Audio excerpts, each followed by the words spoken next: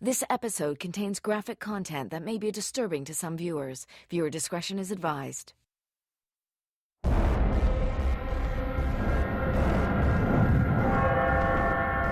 Victorian England. A city gripped by fear. A gruesome killer, leaving a series of women horribly mutilated. The most notorious serial killer of all time. Jack the Ripper.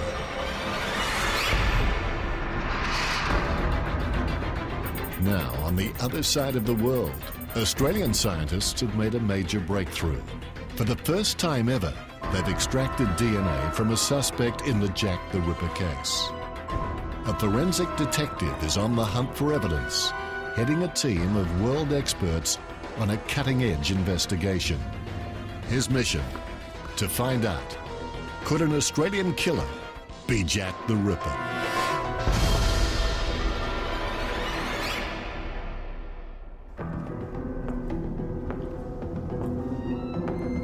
In the autumn of 1888, a brutal predator stalked the streets of London. His victims, a series of prostitutes in the poverty-stricken area of Whitechapel.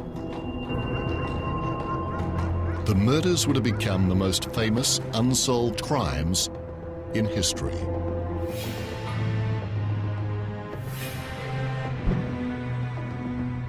"11 murders were investigated. 5 were believed to be the work of the same killer. Over 100 suspects have been put forward, from a prince to a North American, from a royal doctor to a Polish Jew. None have ever been proved conclusively. But why was this monster never caught? Former Scotland Yard detective and forensic expert Robin Napper wants to put one man under the microscope.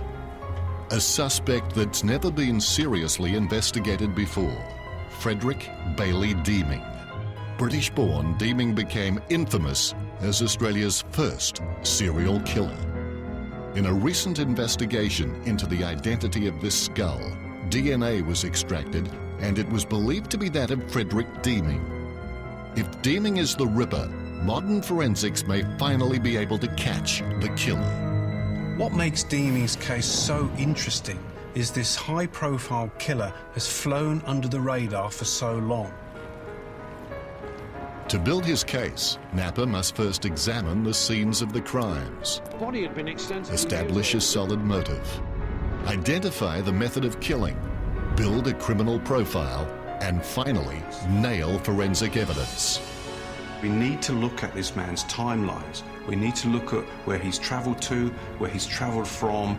You don't wake up every morning and turn into a serial killer. There is a build-up of how they act and how they operate, and that's what we've got to try and find with Deeming. What he discovers will rock the Ripper case to its foundations. The confession is so terrible and startling of nature that is almost inconceivable. Napper has come to Windsor, an inner suburb of Melbourne, to examine the scene of a brutal murder. It was here, Christmas 1891, that Deeming battered his wife to death. The victim, Emily Mather from Rainhill, England. Let me introduce Napper meets Christopher Ray, lawyer and co-author of The Scarlet Thread, about Australia's Jack the Ripper, Frederick Deeming. That's the hearth in the second bedroom where the body of Emily Mather was found. Right. Taken shortly after the body was exhumed. And the body would have been found there. Buried under a slab of concrete. What was the cause of death, Chris? She was severely bashed around the head and her throat was cut.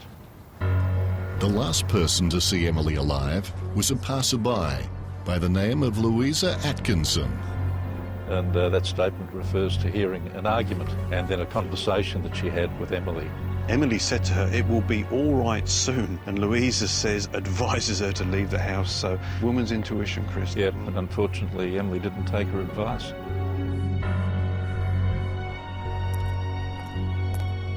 Deeming had prepared for the murder purchasing cement and tools a few days earlier to dig Emily's grave.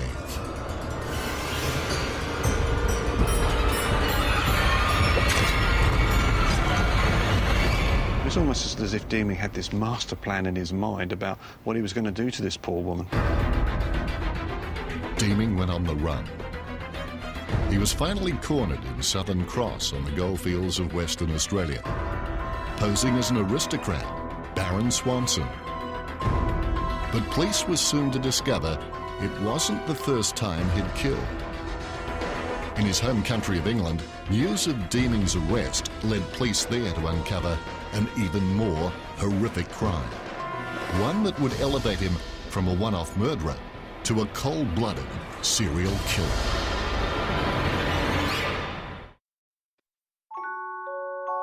This house in a quiet and respectable street outside Liverpool, England, once hid a horrific past. Known as Dinham Villa, it was here, around August 1891, Deeming murdered his first wife, Marie, and 3 of their children, cutting their throats, and a 4th strangled.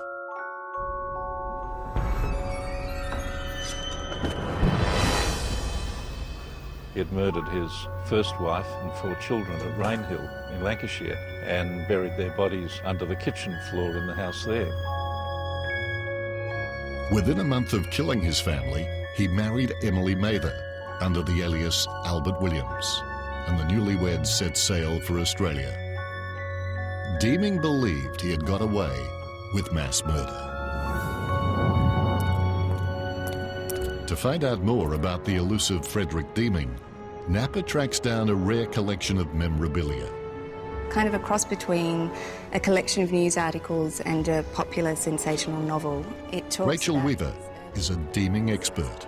It has dialogue in it. It has Deeming talking to his victim as he murders her. There's a little chapter which includes the murderer's honeymoon, early quarrels, and then the idea of Jack the Ripper is introduced. Because of the extraordinary brutality of the murders and the media frenzy that surrounded them, the public increasingly believed he was Jack the Ripper. Australia wanted to have, you know, a really top-class export quality criminal of their own. So who was this villain? Frederick Bailey Deeming was born in 1853 in Leicestershire, England, son of Anne Bailey and tradesman Thomas Deeming. It was reported he had an unnaturally strong relationship with his mother and that his father spent time in a mental asylum. At 16 years of age, he ran away to sea and began a long career of crime as a fraudster, masquerading as a member of the respectable classes. The idea that he was a middle-class imposter who wore diamonds, impressed people, conned them and took them in, that was almost treated with as much indignation in the press as his actual crimes. With so much press speculation, Napa searches for more reliable reports. What he's about to find will shock him and take his investigation into overdrive. The confession is so terrible and startling of nature that is almost inconceivable. This 1892 newspaper article reports a confession by Deeming to some of the Ripper murders. Deeming has himself owned up to being the perpetrator of the last 2 of the Whitechapel atrocities. How extraordinary. What is interesting for me is they are now linking it to somebody within the police service itself. It was claimed this explosive confession was made to a Detective Causey, who was part of the team that had extradited Deeming back to Victoria. Napa heads to Old Melbourne Jail, where Deeming was incarcerated.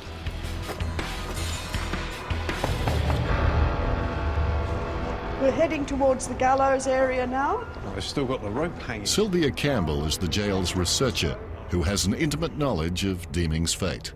So this is where Mr. Deeming met his end. final end? Yes, at 10 a.m. 10 a.m. That was a popular time for executions.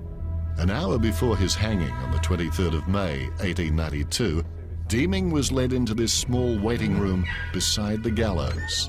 Here, Napa discovers a curious inconsistency. in the jail records.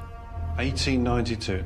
Albert Williams, alias Frederick Deeming. If you look at everyone else on here, they're all executed in their own names, and he's the only man on the chart who's been executed under an alias.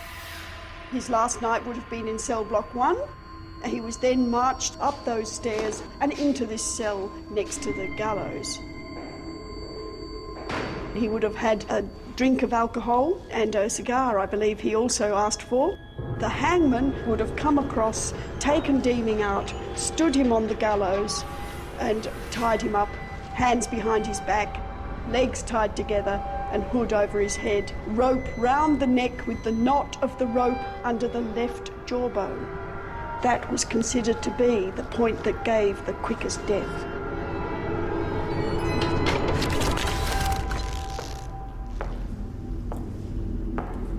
It's what happened to Deeming's body after execution which might bring me a step closer to the Ripper. After notorious criminals were executed, death masks were often made. The head and face were shaved and wax used to make a mould. When that was set, it was cut off in 2 pieces, rejoined, filled with plaster, and that's an exact copy of Deeming's head.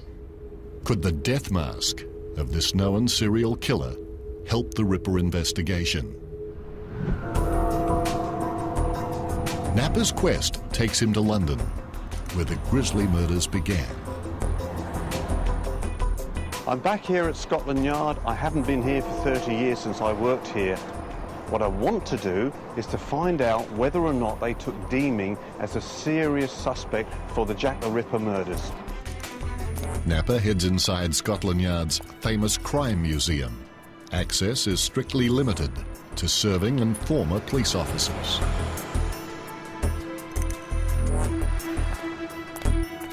Among the museum's gory exhibits, Napper discovered something quite unexpected. Another copy of Deeming's death mask. I found out that when Deeming's death mask was displayed, it was always referred to visitors as the face of Jack the Ripper. Now, that's really important to me because it shows that at the time, the Metropolitan Police took him as a serious suspect for the Jack the Ripper murders, and I'm on the right track. It's great news for the investigation. But if Scotland Yard's crime museum thought Deeming was Jack, why was he never properly investigated? I want to know why. To find out, I need to start with the scenes of the crimes. Napper meets up with Ripperologist Donald Rumbelow, a Ripper expert. This is Derwood Street, but in 1888 the name of the street was Bucks Road. And this was the scene of the first Jack the Ripper murder at about 3:40 in the morning. The victim was a prostitute called Polly Nichols. The date, the 31st of August, 1888. She'd been out on the main road sort of looking for customers earlier on, but she was confident of getting a new customer because she was wearing a new hat. What I'm looking for are patterns in the grisly murders, which might lead me to Deeming.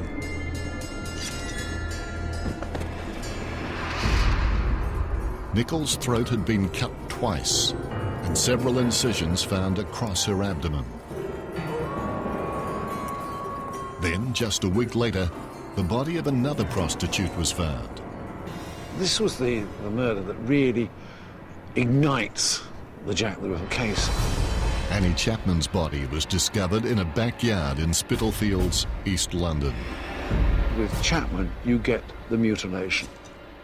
She'd been ripped open, intestines lifted out and dropped to one side of the body, and the murderer had cut away her uterus and 2/3 of her bladder.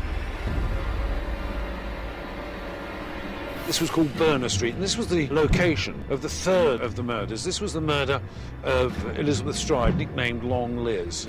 Stride's throat was cut, but there were no other mutilations. Nothing else. That was Nothing the only else. It's believed the Ripper was interrupted and went in search of another prostitute to satisfy his bloodlust. Within half an hour, he'd found another victim. Because she knows there's a policeman on this beat once every 15 minutes. She knows... In that short space of time, another horrific murder was committed. Catherine Eddowes. gruesomely. Her nose was severed. A lot of women had syphilis, and the tip of the nose rotted. And so what you could actually buy was a false nose to conceal this disfigurement. What he was doing was branding her as a prostitute. Could Deeming have had something against prostitutes? Was he this type of killer? He had then cut out and taken away a kidney and the uterus. Rumbelow brings Napa to the scene of the most brutally mutilated of the 5 Ripper victims. Mary Jane Kelly. Throat had been cut, the face had been skinned down to the skull. The flesh was stripped from different parts of her body. I found out that it was highly likely Kelly's murderer used an axe and several different knives, the same type of weapons Deeming used to kill his second wife. In Australia, at the Police and Justice Museum in Sydney, another of Frederick Deeming's weapons has been identified. His initials, FD, clearly engraved on the pommel of this dagger. When Deeming was arrested for the murder of Emily Mather, he had over 20 knives and other weapons in his possession. Clear evidence he carried an arsenal of weapons. But the case for Deeming being Jack the Ripper could be over before it's even begun. Over the years, numerous books have documented that Deeming should be ruled out as a suspect because he was in jail at the time of the Ripper murders. I want to find out if that's true.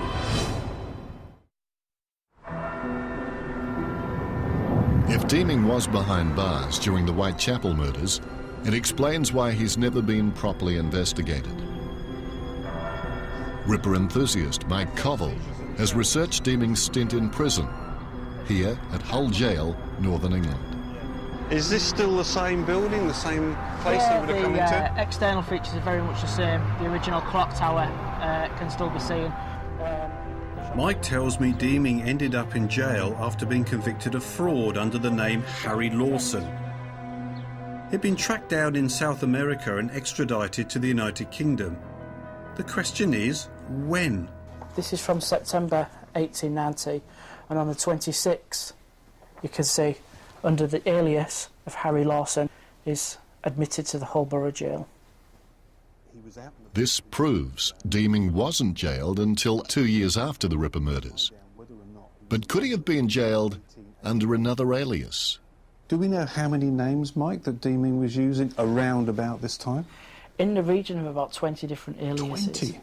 I've been able to search criminal registers, registers of inmates, and to date, none of his aliases have ever appeared in jails prior to this, other than when he was in Australia.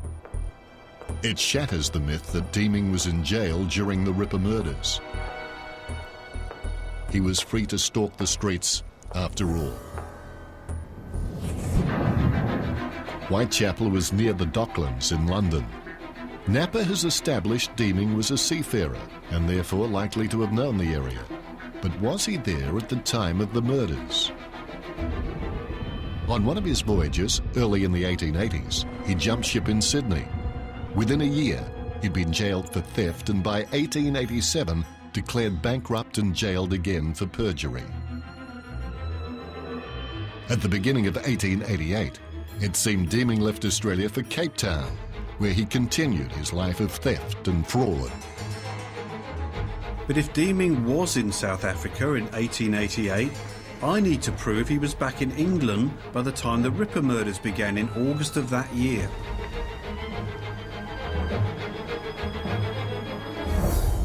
This is a report that claims that Deeming arrived in Birkenhead, Liverpool in 1888. And if this is correct, it's very important because it places Deeming in England at the time of the Ripper murders. Even if he was in the country, could he have done it? The problem is Deeming was known to have killed only family members. Napa turns to a criminal profiler to get beneath the skin of Frederick Deeming. Chris Illingsworth is FBI trained and has worked on violent and serious crime in Australia for the past 20 years. In stranger crimes, there is no connection between the offender and the victim. So the offender really has no need, there is no imperative to conceal a victim because there's no connection between them. So while Deeming buried his victims and the Ripper didn't, they could still be carried out by the same person. What I need to find out are similarities between the killings. The signature, the ritualised behaviour, the fantasy-driven behaviour sits on top of the modus operandi. And it is through the signature behaviour that we can link crimes. This need to overpower the victims quickly through cutting their throats, and that's seen in each and every one of the crimes of Jack the Ripper and of Deeming. But there's one more crucial link. The Ripper is believed to have strangled some of his victims before cutting their throats. With Deeming's oldest child, Bertha, she was strangled. So certainly Deeming is very capable of strangling a victim. But there's a complication. I've always assumed that because the Ripper victims were prostitutes, the murders must have been sexually motivated. Where does that leave Deeming? Historians and Ripper experts alike have long believed there was no evidence of a sexual motive. But one serial killer expert in Australia disagrees and reveals a sensational new link between the Deeming and Ripper murders. Crime writer Amanda Howard has interviewed some of the world's worst serial killers face to face. She has a unique take on the Ripper murders. Many of Jack the Ripper's victims were found with their legs posed open in this manner. We can see that Jack more than likely stood between the victim's legs and mutilated them from this angle. What that would indicate is that it's entirely possible that Jack the Ripper actually raped his victims, but the mutilations rendered any sort of identification impossible. The Ripper's rage was followed by a deliberate positioning of the victims, and in some instances, body parts. When we look at Annie Chapman's murder, he was calm enough to actually place several of her items on the floor between her legs to indicate a control and a power that he had over that victim. The Ripper murders were highly ritualistic. But what proof is there Deeming engaged in this behaviour? When the body of his first wife Marie was uncovered, 2 of the murdered children had been arranged on either side, and the youngest at her feet. It's an amazing coincidence. The Ripper displayed items around his victims in the same way.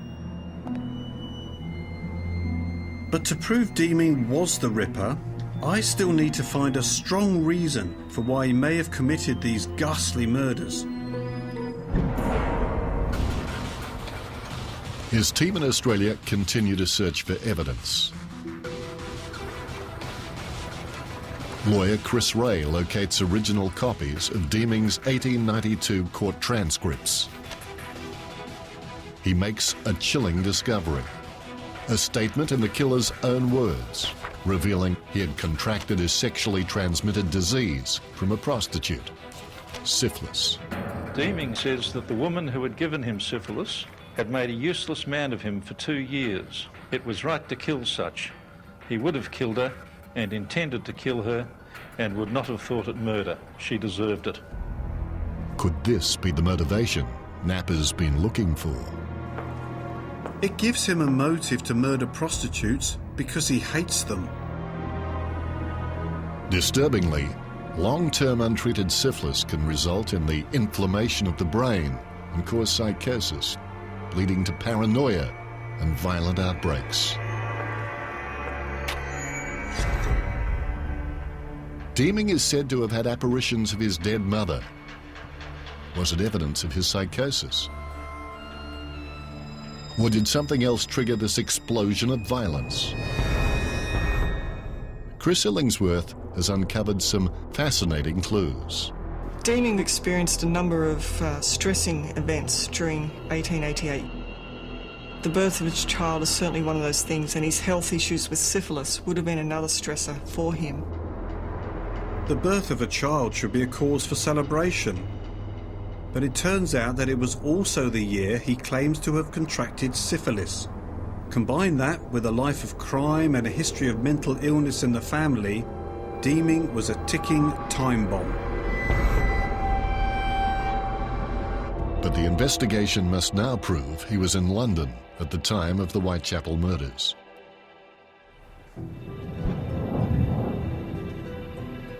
I've read Deeming's trial transcript, and in his own words to his counsel, he admitted that he was a regular visitor to London.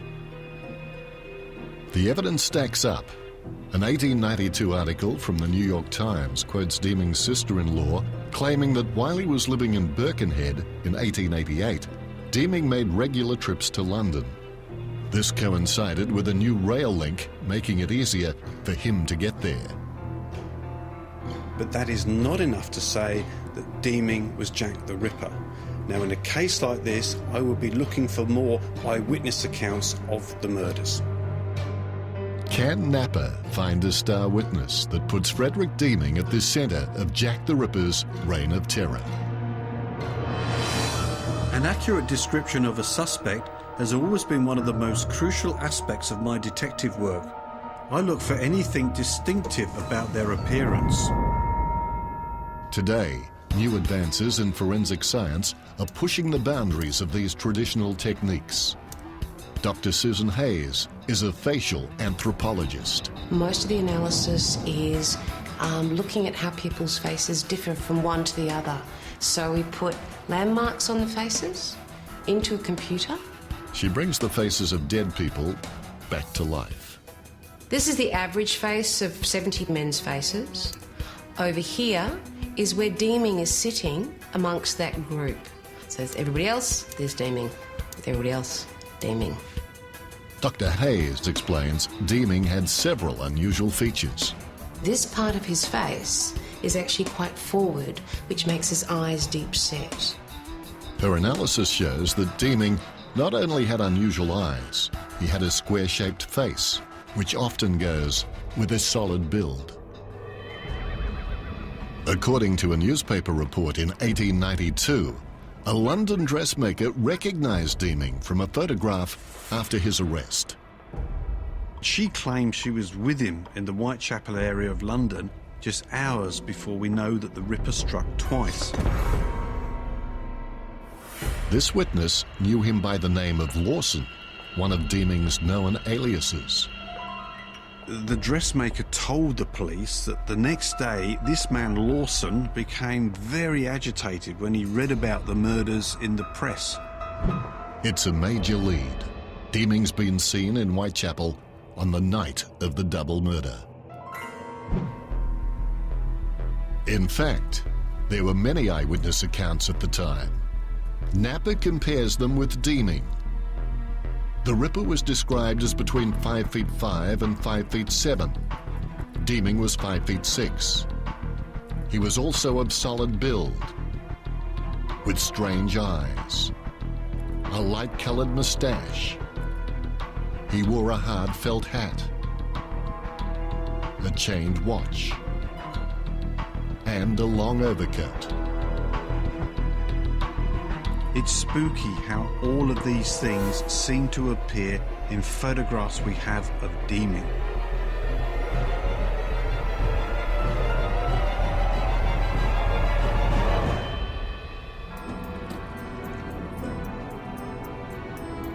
With witness descriptions strengthening the case against Deeming, Napa needs to find hard evidence. The hunt for forensics begins. Sue! Hello, Robin. Lovely to meet you. Andy and Sue Parler claim to have a rare artefact from the Ripper murders. Now, I understand that you got a shawl from one of the Ripper victims. No, we haven't got the complete shawl, but what we have got is 2 framed pieces that were cut from the shawl. If you look at the back, it gives you an idea. It says 2 silk samples taken from Catherine Eddowes' shawl at the time of the discovery of her body by Constable Amos Simpson. Amos picked up the shawl at the scene of the murder, claiming to be the first policeman on the scene, and then he passed it to his niece Eliza, and the shawl has been passed down through the family ever since. It's an extraordinary family legacy, supporting the authenticity of the shawl. But how can Napa be certain? And could it hold the killer's DNA, which can be matched back to the Deeming skull? So the big question, where is the rest of the shawl if this is pieces of it? Well, we know where the rest of the shawl is. That's with a certain gentleman by the name of Russell Edwards. I'm heading north to Birkenhead near Liverpool. It's the place where Deeming lived in 1888. It's also where I hope to find the shawl. I understand Russell Edwards has a personal interest in the case. This is my hometown, which is why I found a very great interest in Frederick Bailey Deeming, as he lived here in this road. Russell bought Edo's shawl at auction for an undisclosed sum. The item is so valuable, he takes Napa to a secret location.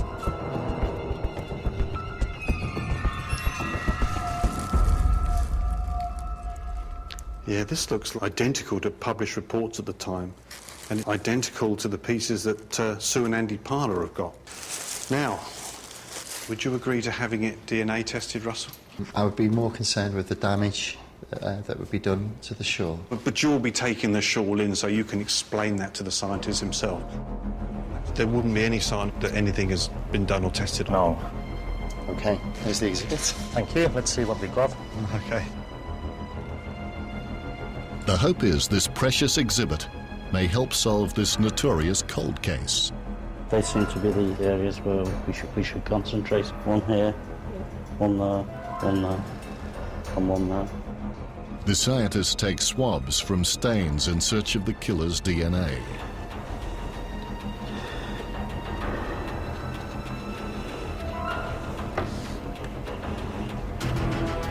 Can this expert team confirm the authenticity of the shawl and find forensic evidence linking Deeming? Will it prove once and for all he really was the monster behind the Whitechapel murders?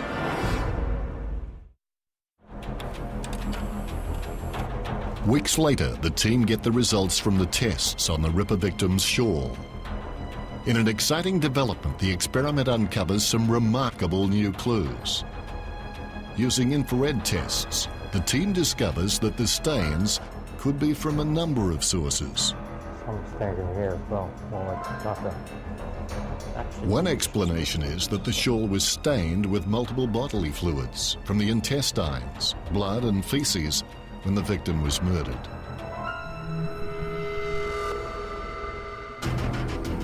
It's the first time ever scientific evidence has linked the shawl to the Ripper murders. However, attempts to find Deeming's DNA have failed. Contamination has delivered an inconclusive result. The investigation suddenly stalls.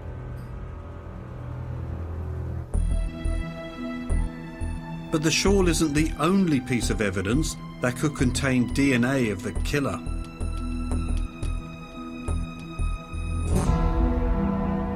During the Ripper's reign of terror, some 600 letters were sent to newspapers and police, claiming to have been written by the notorious killer. Taunting their efforts to catch him, these letters fed public fear. Many were considered hoaxes, but if I can find one letter that's genuine, it could finally solve the case. Now, there are 3 letters that are really important to me. The first one was sent on the 16th of October 1888 and became known as the Lusk Letter. George Lusk was the chairman of the Whitechapel Vigilance Committee during the Ripper murders. He received a letter and parcel containing a gruesome gift, half a human kidney allegedly belonging to one of the Ripper victims, Catherine Eddowes. But for Napa, there's a problem. The Lusk letter was lost before the letters were sent to the National Archives.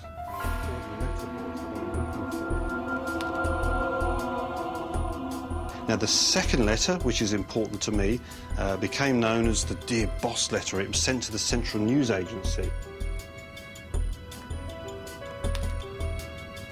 Now, this looks promising. Oh, I think this is the one. Look at it. There we are.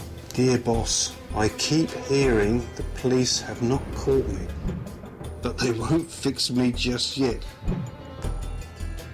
The next job I do, I shall clip the lady's ears off and send to the police officers just for the jolly, wouldn't you? Yours truly, Jack the Ripper. The letter predicts what injuries the Ripper plans to inflict on one of his victims. 3 days later, it came horribly true. Catherine Eddowes had an earlobe cut off. Now, I find that both disturbing and also gives genuineness to the letter, that this could well be one of the letters that was sent by Jack the Ripper. It's a tantalizing piece of evidence. But there's one letter that could provide the crucial link with Deeming. The forensic investigation now shifts to the other side of the world. Scottish-born scientist Professor Ian Finlay has developed a revolutionary DNA testing technique using minute samples.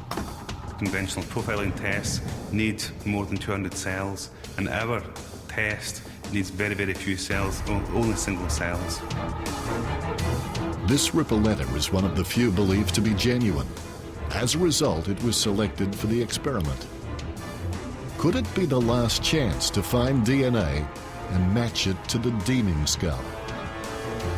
What Professor Finlay discovers will rock the Ripper case to its core. In the hunt for DNA, the least contaminated area of this Ripper letter is under the stamp. The first step is to moisten it. That would release the stamp from the surface of the envelope. It's a delicate operation. Just swab the underside. Any cells will be transferred. After days of testing, at last Professor Finlay has a result. The DNA was contained a mixture of glue and saliva from the stamp surface. Finally, DNA has been extracted from the Ripper letter, and the result is explosive. We obtained a partial profile of the individual, and I was rather surprised that the DNA sample that we obtained was female. It's an extraordinary twist. Could Jack really be Jill the Ripper? It appears that at the time of the murders, Jill the Ripper was actually a credible theory. In fact, Frederick Aberline, the detective in charge of the case, actually raised the idea himself. But only one likely female suspect has been put forward. Mary Piercy was a midwife who, in a jealous rage, stabbed her lover's wife and child to death. I just don't buy the Jill the Ripper theory. Pierce's murder was a crime of passion. Napper has another hunch. He's on his way to Bath, where the world's first stamped letter was posted. Whitechapel probably had its own sorting frame. Historian Audrey Swindoes has a detailed knowledge of the Victorian mail system. Maybe the DNA came from a female postal clerk. In the early days of the Victorian era, you would have stood outside in the street in all weathers and dealt with the clerk through the lower part of a Georgian window, and probably the clerk would have put the stamp on the letter. But by the time of the Whitechapel murders in 1888, things had changed. Just about anybody could buy a stamp and post it themselves. In 1888, were there any women employed by the post office? There were a lot of women telegraphists, but there were also some female clerks. And in a village, it's quite likely if you knew the person, you might have decided, oh, I'll put this on for you. But what if it was mailed in a city post office? In a big post office in London, no, they wouldn't have put the stamp on, they wouldn't have licked it. If it wasn't a female clerk, who else could it be? could well be Marie's DNA, because it's not unknown that serial killers will get their wives or girlfriends to do their dirty deeds for them. So that was a very interesting turn-up. Could Deeming's first wife, Marie, have unwittingly aided Deeming in the Ripper murders? To prove it, though, I would need Marie's DNA. Napper pulls together all the threads of the investigation. He has one last thing to do. In 1988, the FBI investigated the Jack the Ripper case and created a detailed criminal profile. This secret dossier was recently made public. Will Frederick Bailey Deeming fit the killer's profile?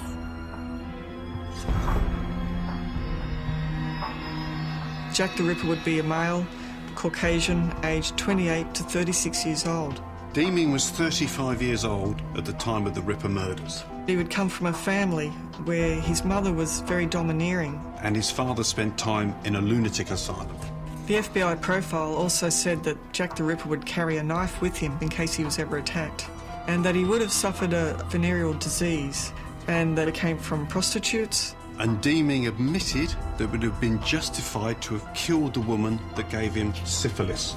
Jack the Ripper would have been interviewed at some point during the course of the investigation. The detective that arrested Deeming claimed that he had been interviewed for the Ripper murders. Now, there's one more point. Credible Ripperologists believe that the Ripper was a seafarer. It's an extraordinary match. Deeming fits the FBI profile. All the evidence from my work points to Deeming being Jack the Ripper.